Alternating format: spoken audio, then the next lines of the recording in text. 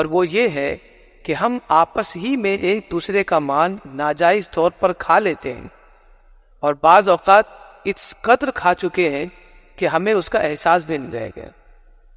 یعنی اگر آپ کسی سے یہ کہیں کہ آپ جو کہہ رہے ہیں یا جو کر رہے ہیں وہ غلط ہے، اور جو مال آپ کھا رہے ہیں اگرچہ سالوں سے کھا رہے ہیں وہ حرام ہے، تو وہ یہی بات کہے گا دلیل کے طور پر کہ یہ آج سے نہیں زمانوں سے چل رہا ہے، اور یہ کہے گا کہ یہ صرف یہاں نہیں چلتا، پوری دنیا میں یہی سسٹم۔ تو یاد رکھے دنیا والوں کے لیے کوئی بھی سسٹم ہو، لیکن مسلمانوں کے لیے ایک ہی سسٹم ہے، اور وہ قرآن ہے۔ جو قرآن کہے گا مسلمان اس کے سامنے اپنی گردن کو نیچا کر دیتا ہے، اسی لیے اس کو مسلم کہا جاتا ہے۔ اسلام کا مطلب ہی ہے گردن کو نیچے رکھ دینا، اور مسلم کا مطلب ہے گردن کو جھکا دینے والا، اور گردن مسلمان کی جھکتی ہے تو قرآن کے سامنے۔ تو جب تک مسلمان قرآن کے سامنے اپنے رب کے سامنے سر خم کیا ہوا تھا، اس وقت تک کوئی اس کے سر کو نیچا کرنے والا نہیں تھا۔ لیکن جب مسلمان نے اسلام کو چھوڑا، قرآن کے فرامین کو چھوڑا، اور دنیا کے سامنے سر خم کیا کہ شاید یہاں سے کام بن جائے، تو وہ پوری دنیا میں ذلیل ہو کر رہے۔ حضرت عمر فاروق رضی اللہ تعالیٰ عنہ کا مشہور قول ہے، اس میں آپ نے فرمایا کہ ہم ذلیل قوم تھے، جب اسلام آیا تو اس نے ہمیں عزت دی، اب اسلام لانے کے بعد اسلام چھوڑ کر کسی اور مذہب میں کوئی عزت تلاش کرنے نکلے گا تو اللہ اس کو ذلیل کر دے گا۔ تو یاد رکھیں ہماری عزت کا سبب ہمارا مذہب ہے، یہ مذہبی ہے جو ہمیں عزت دیتا ہے۔ اور آج پوری دنیا آپ جا کر دیکھیں کہ دنیا ریسرچ کر رہی ہے اسلام پر کہ کیا سسٹم ہے ان لوگوں کا، کہ ان کے یہاں ناخن کاٹنے کا بھی طریقہ ہے، کھانا کیسے کھایا جائے، کس ہاتھ سے کھایا جائے، کتنا کھایا جائے اور کب کھایا جائے۔ آپ اس کو مطالعہ کریں، آپ کو پتہ چلے گا، حدیث میں پوری ڈیٹیل ہے۔ یعنی اگر اسلام پہ آدمی عمل کر لے تو اس کو ڈاکٹر تک کے پاس جانے کی ضرورت نہیں پڑے گی، اس قدر رہنمائی اسلام کی ہے۔ اور جو دنیا میں سائنسدانوں نے آوشکار کیا ہے، یہ ساری چیزوں کو تسلیم کرتا ہے کہ ان کی خدمات ہے، ان لوگوں نے ریسرچ کی اور نکالا، اس سے منہ نہیں موڑتا۔ اسلام کا ماننے والا کبھی یہ نہیں کہے گا کہ سائنسدانوں نے کیا وہ کوئی بڑی بات نہیں، کام بڑا ضرور ہے، لیکن اسلام یہی کہتا ہے کہ جو تم نے کیا ہے وہ بھی میرے رب کے حکم سے کیا ہے۔ کیونکہ جو چیز آج آپ نے نکالی ہے، جو اختراع آپ نے آج کیا ہے، وہ پہلے کیوں نہیں کیا؟ اس لیے کہ جو چیز آپ نے بنائی، اس چیز کے جو اوزار تھے وہ پہلے بھی موجود تھے، لیکن آپ کے ذہن میں وہ چیز نہیں آئی۔ میں ہمیشہ مثال دیتا ہوں کہ ایک سائنسداں کو پتہ چلا گریویٹی کا، کب پتہ چلا؟ جب ایک دن وہ سویا ہوا تھا اور اس کے سر پر سیب گرا، تو یہ سوچنے پر مجبور ہو گیا کہ یہ سیب نیچے کیوں گرا، اوپر کیوں نہیں گیا۔ بس اسی عجیب و غریب سوچ پر، یعنی غیر فطری سوچ پر وہ سوچنے لگا، اور اسے پتہ چلا کہ زمین کے اندر ایک کشش ہے، گریویٹی ہے جو چیزوں کو اپنی طرف کھینچتی ہے۔ کتنی بھی طاقت سے آپ پتھر آسمان کی طرف پھینکے وہ آئے گا نیچے ہی۔ تو دنیا میں کوئی بھی چیز کتنی بھی اوپر چلی جائے، خلا سے پہلے وہ زمین پر ہی آ کر گرتی ہے۔ یہ زمین کی خاصیت ہے۔ یہ کب پتہ چلا اسے؟ جب سیب اس کے سر پر گرا اور اس نے فطرت کے مخالف سوچنا شروع کیا۔ ہمارا تو ماننا ہے کہ بھائی جو بھی چیز گرتی ہے زمین پر گرتی ہے، لیکن اس نے یہ سوچا کیوں گرتی ہے۔ یہ ہے نیچر کے خلاف جانا۔ جب آدمی نیچر کے خلاف سوچتا ہے تو وہ بہت ساری چیزوں کو گین کرتا ہے، حاصل کرتا ہے۔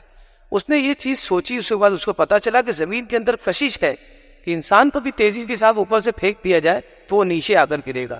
لیکن آپ یہ بتائیے، جس وقت سیب اس کے سر پر گرا تھا، اس سے پہلے جب سیب ٹوٹتا تھا تو کہاں گرتا تھا؟ تب بھی زمین پر ہی گرتا تھا۔ تو اس سے پہلے سائنٹسٹ نہیں تھے دنیا میں، اس سے پہلے بھی بہت سارے سائنٹسٹ آئے، تو ان کو یہ کیوں نہیں پتا چلا اور اس کو کیوں پتا چلا؟ یہی ہمارا کہنا ہے کہ چیزیں پہلے سے موجود ہیں، یہ اللہ کی کائنات، اس نے سب کچھ بنا کر رکھا ہے۔ جو کچھ آوشکار آپ کر رہے ہیں وہ اللہ ہی کا ہے، بس وہ تھوڑے تھوڑے دیر پر، مناسب وقت پر اس پر سے پردہ ہٹاتا ہے، اور وہ کسی اور کے ہاتھ سے ہٹاتا ہے۔ کبھی آئنسٹائن آتا ہے، کبھی دوسرے سائنسداں آتے ہیں جن کے ذریعے وہ چیزیں کھولی جاتی ہے، تو ان کو ایسا لگتا ہے کہ یہ میری تخلیق ہے، ان چیزوں کو میں نے پیدا کیا، یہ اس کا گمان ہوتا ہے۔ بہرحال میں موضوع سے بہت دور چلا گیا۔ موضوع یہ تھا کہ حلال کمائی دنیا میں بھی ہمارے لیے مفید ہوگی اور آخرت میں بھی مفید ہوگی. قرآن مجید کہتا ہے کہ اپنے مالوں کو اپنے درمیان ناحق نہ کھاؤ.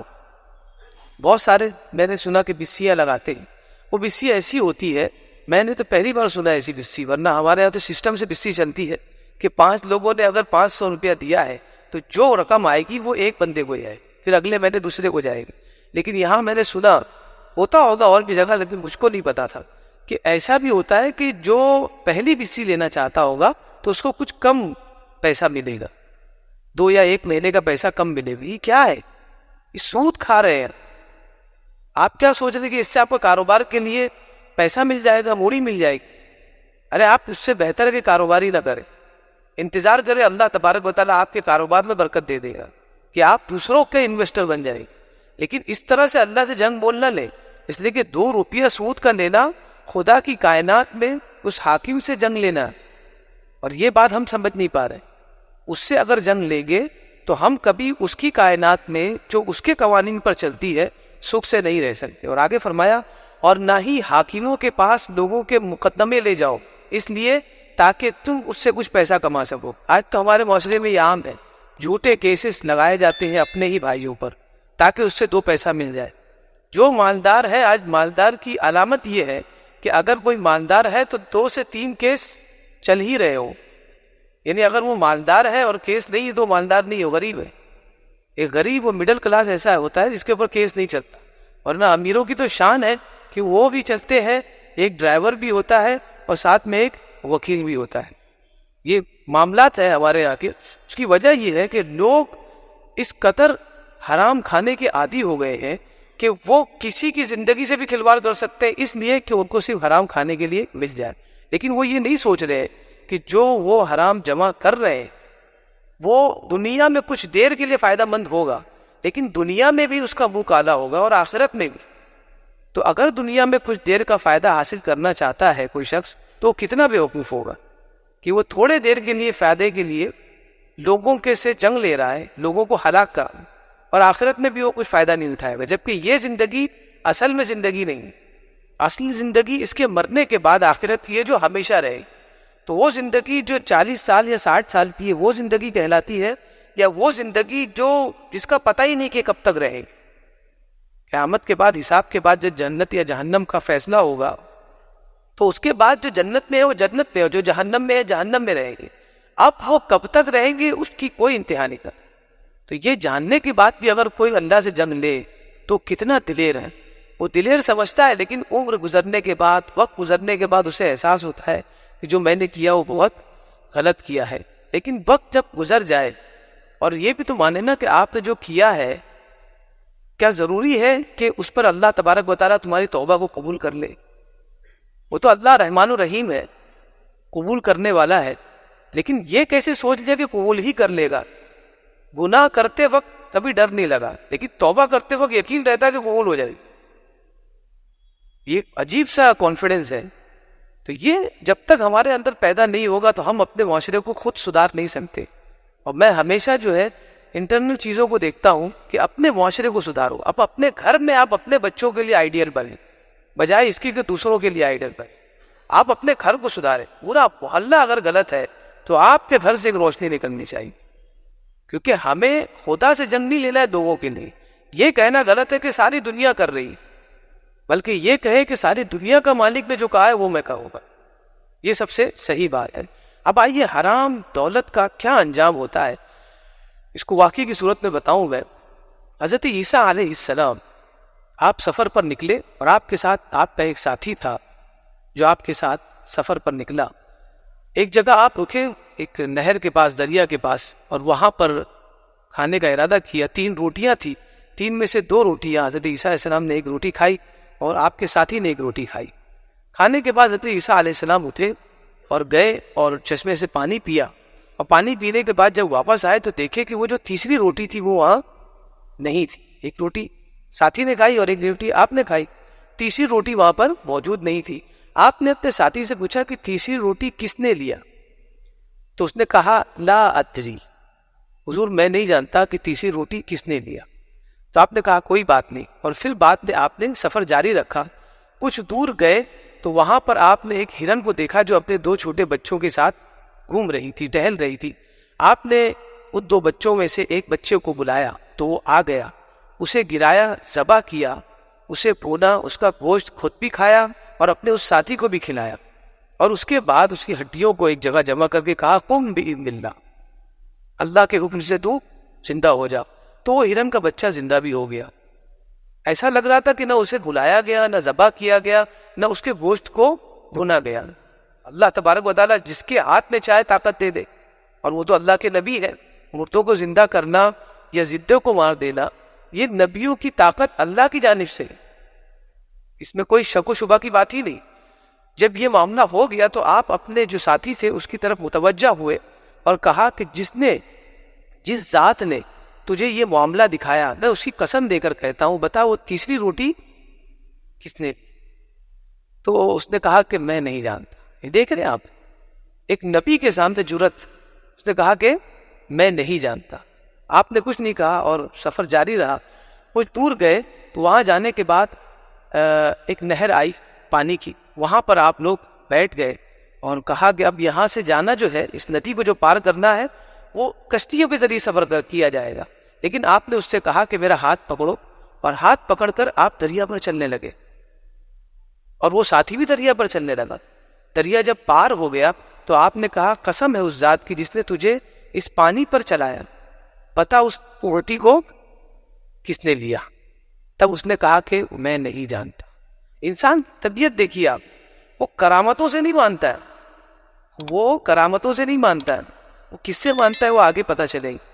پھر آگے آپ چلے اور ایک صحرا میں پہنچے، ڈیزرٹ میں پہنچے، اور وہاں جانے کے بعد آپ نے مٹیوں کو جمع کیا، ریت کو، بالو کو ایک جگہ جمع کیا اور اس کا ڈھیر لگا دیا.